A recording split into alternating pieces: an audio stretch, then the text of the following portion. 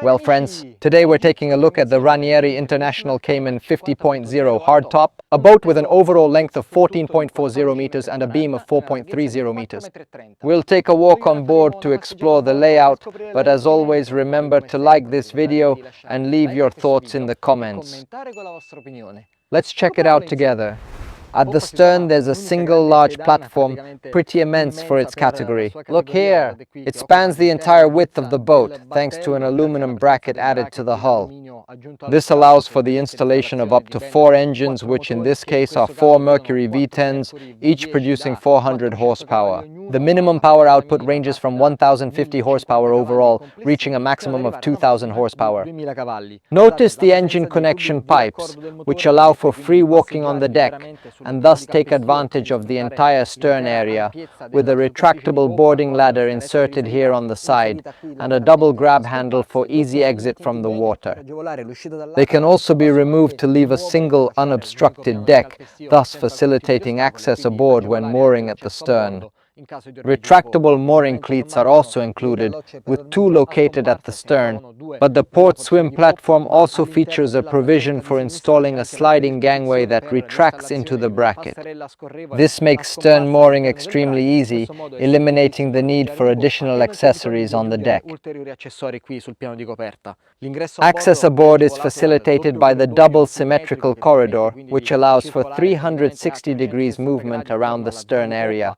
The stern area also features a single, very spacious sun deck with the option of raising the entire compartment via a convenient electric switch, providing access to the tender garage. This allows for ample storage, and as I mentioned, the deck remains free of any obstructions. The garage floor can also be raised further to access the technical compartment, which houses the generator, its fuel tank, and bilge pumps. So let's step aboard. I'll show you the spacious corridor, with fiberglass coamings for complete protection. Here, we find another retractable cleat, naturally with the shipyard's logo, while a little further down is the shore power socket for charging the batteries and simultaneously having access to utilities just as if we were at home. A little further forward on the coaming, there's a hole for inserting poles for the awning, completely shading the stern area, ensuring maximum relaxation. Of course, there's also a shower for rinsing in the stern area, located here low on the port side, with a mixer tap for both cold and hot water. So let's dive inside. I'll immediately show you the height of the fiberglass coaming, which extends from the stern and thus provides full protection. This allows even less experienced users to access the cockpit.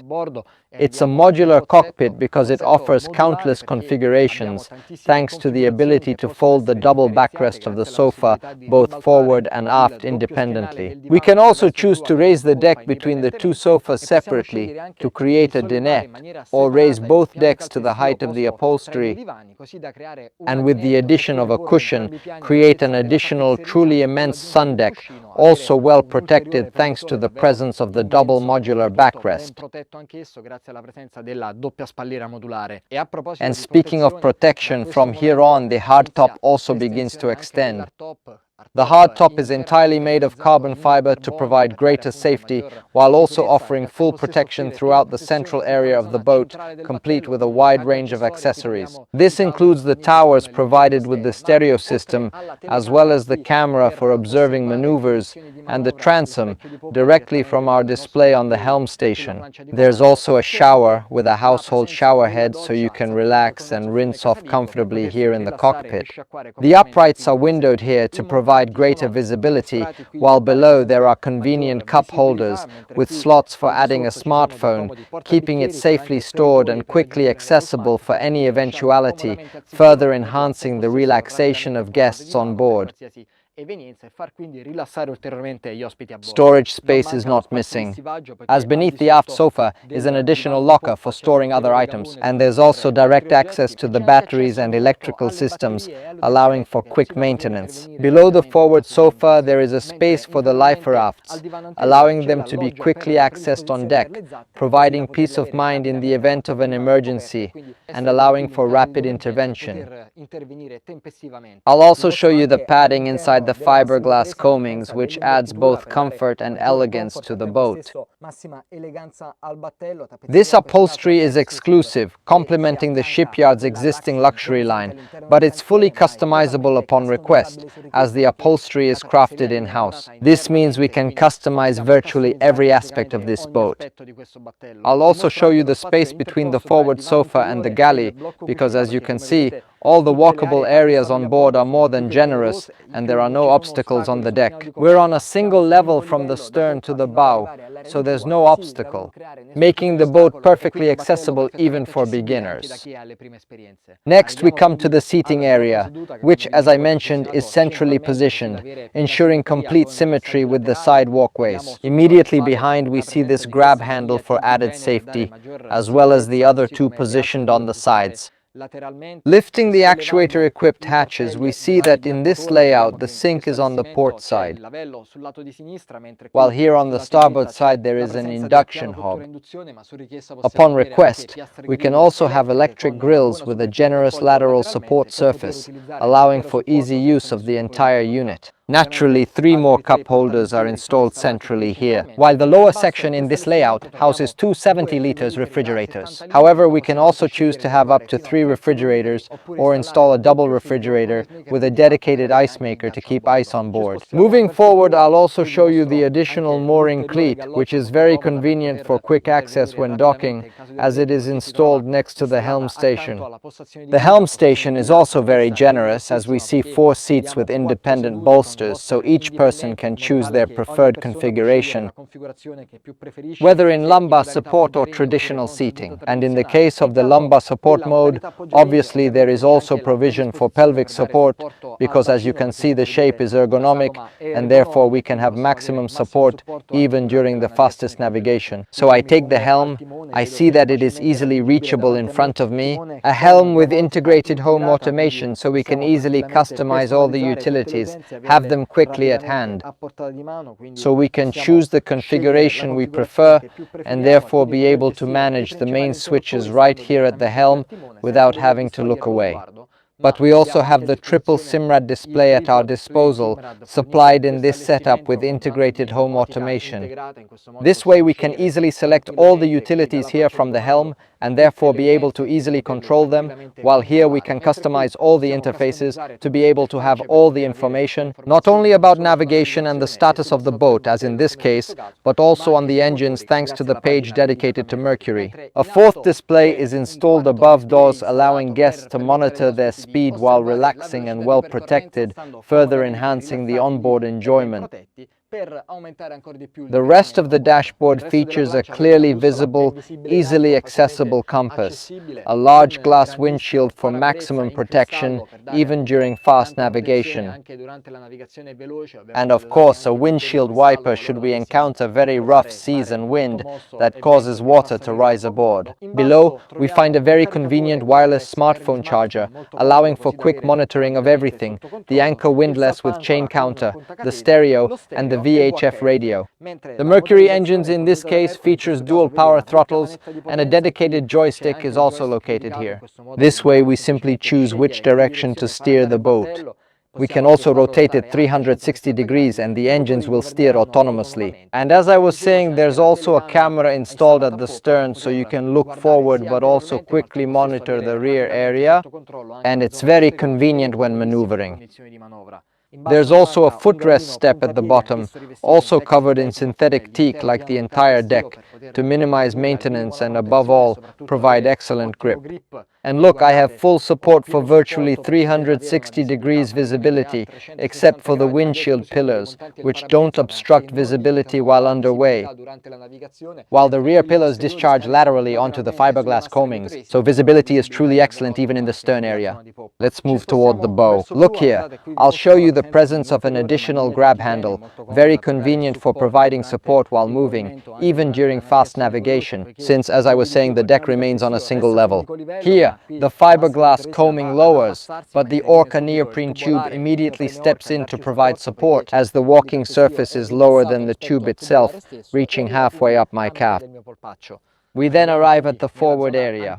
The bow area completely covered in cushions, as you can see in this setup, allowing for maximum comfort and relaxation.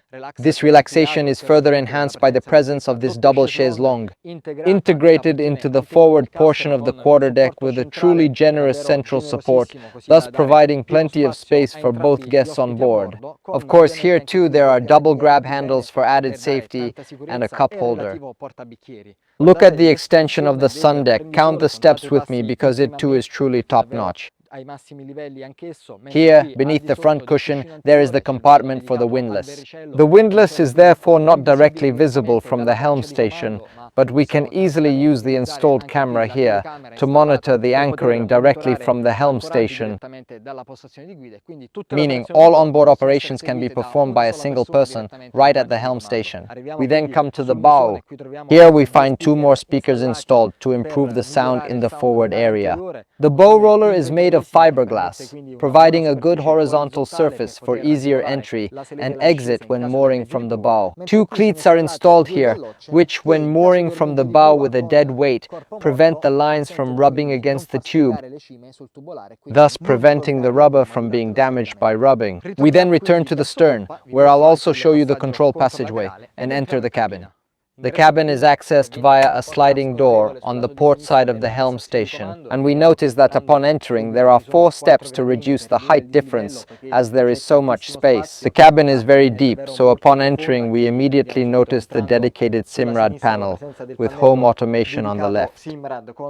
This panel effectively replicates the ones installed on the helm station, so you always have all the information you need. But at the same time we can control not only the exterior lighting but also the interior lighting. As you can see, the lights can be dimmed, allowing for complete control over the cabin's interior layout. Here we find the electrical panel, as we carry a card instead of keys. This allows us to access the interior and operate the entire onboard electrical system simply by inserting a card, just as if we were in a hotel. Of course, there are physical switches, just as if we were at home, and look, the layout with fully customizable finishes. In this setup we find light woods combined with light-colored upholstery to make the interior brighter. Here there's a first hallway with a step to further reduce the height difference. While the forward area is completely covered in cushions, as you can see for maximum comfort, there's a first area toward the stern that's modular. By removing the cushion and raising the manual piston, we can create a fully fledged interior table with a well-protected lounge area, making it ideal for year-round living. The double bed is positioned forward with an open-plan layout that creates a sense of spaciousness. Furthermore, these portholes provide plenty of natural light, allowing for plenty of air circulation. These are combined with 2 side windows that offer a sea view when relaxing in bed. There's also a television at the rear, just like at home, and of course air conditioning is also available, along with numerous drawers, shelves and hatches for storing practically anything, keeping the cabin perfectly tidy. I'll also show you the headroom because look, I can stand perfectly upright, there's so much space. Obviously we're on a 50-footer, so there's plenty of room for a family of 4 to go on long cruises. I say 4 people because the guest cabin is located below deck level. This cabin has 2 twin beds that can be converted into a double bed with 2 extensions installed in the center, covered with cushions, so there's room for 2 people, but I'd also suggest 3 children since the interior width is really quite generous. And I'll also show you the headroom, because I'm forced to duck below deck level, as you can see here. But sitting down, I have no difficulty remaining almost completely upright. But the shipyard has devised a solution for greater comfort, since we can easily remain completely elevated. Since here we are below the seating area, with its double porthole, and look at how much space there is. I can even stand completely upright, so I can use this area to get dressed in complete privacy, thanks in part to the addition of this curtain that slides, completely isolating the space. Of course, there's a television here too, like in the forward cabin, and plenty of shelves and hatches here too, for storing practically everything, as well as of course the air conditioning vents. But now let's return to the center of the cabin and I'll show you the bathroom.